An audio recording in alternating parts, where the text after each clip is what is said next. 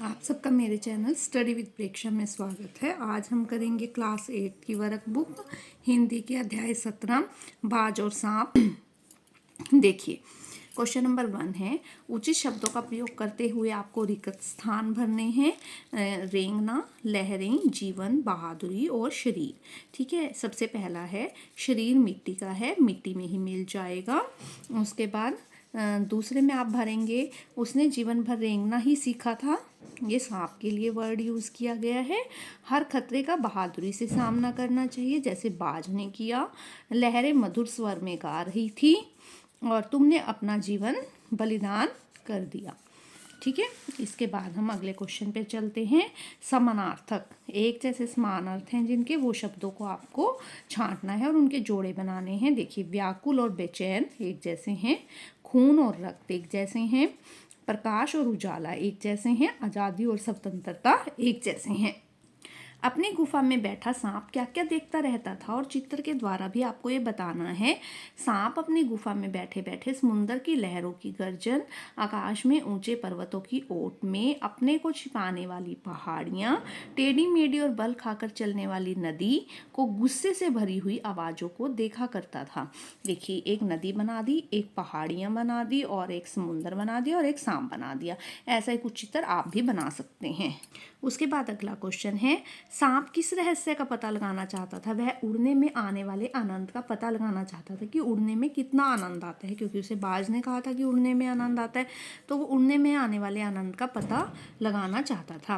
बाज को सांप की गुफा में क्या देखा? बाज ने सांप की गुफा में क्या देखा? चट्टानों की दरारों में से पानी जो है वो गुफा में टपक रहा था और गुफा में भयानक दुर्गंध फैली हुई थी। ये बाज को दिखा। तुम्हारा नाम बड़े गर्व और श्रद्धा से लिया जाएगा। यह पंक्ति किसके लिए है और क्यों कही गई है? यह पंक्ति बाज के लिए कही गई है, क्योंकि बाज बहुत साहसी और बहादुर था। आंखों से ओझल होना मुहावरे का अर्थ बताते हुए आपको इसे वाक्य में प्रयोग करना है, और पाठ में से ऐसा ही एक और मुहावरा ढूंढना है। आंखों से ओझल होना मतलब गायब हो जाना। देखते ही देखते सांप आंखों से ओझल हो गया, और उसमें से आपको एक मुहावरा ढूंढ कर लिखना था पाठ में से, वो है प्राणों को खतरे में डालना। वो ये आपके पाठ में आया है। तुम कैसा जीवन बिताना चाहोगे, सांप के जैसा या बाज के जैसा? हम बाज के जैसा जीवन बताना चाहेंगे, क्योंकि बाज साहसी और वीर था। वह आकाश में स्वतंत्रता से जीवन जीता है। उसने जीवन में संघर्ष किया और जीवन की ऊंचाइयों को प्राप्त किया। अगला क्वेश्चन देखिए, चित्र को देखकर बताना है कि सांप और बाज में कुछ बातें हो रही होंगी क्या? ये आपने अपने पाठ में पढ़ा है कि सांप ने बाज से कहा, इतनी जल्दी तुमने मरने की तैयारी कर ली? बाज ने आह भरकर कहा, मेरी आखिरी घड़ी आ पहुंची है, लेकिन मुझे कोई शिकायत नहीं है। मैंने जिंदगी का सब सुख भोग लिया है, लेकिन तुम्हारा यह दुर्भाग्य है कि तुम जिंदगी भर आकाश में उड़ने का आनंद नहीं उठा पाओगे। सांप बोला, आकाश में क्या रखा है, मेरे लिए तो गुफा ही भली है। आगे देखिए, समुंदर के किनारे पर्वत की अंधेरी गुफा में एक सांप रहता था। समुंदर के किनारे, किस समुंदर के किनारे के बारे में बात हो रही है?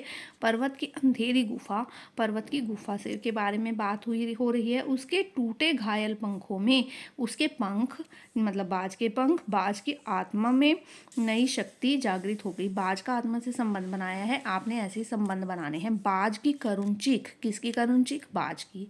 बाज से संबंध हो गया।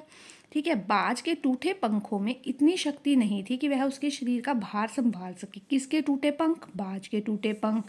ठीक है, या किसमें शक्ति नहीं थी? बाज के टूटे पंखों में। आकाश की असीम शून्यता में आकर्षण है। किसकी असीम शून्यता? आकाश की। आकाश में छिपती हुई पहाड़ियाँ, किसमें छिपती हुई पहाड़ियाँ? आकाश में। नदी की गुस्से से भरी हुई आवाज़ें, किसकी गुस्से से भरी हुई आवाज़ें?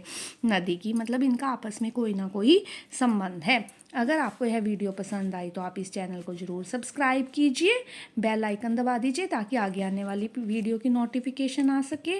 Please like, share and subscribe.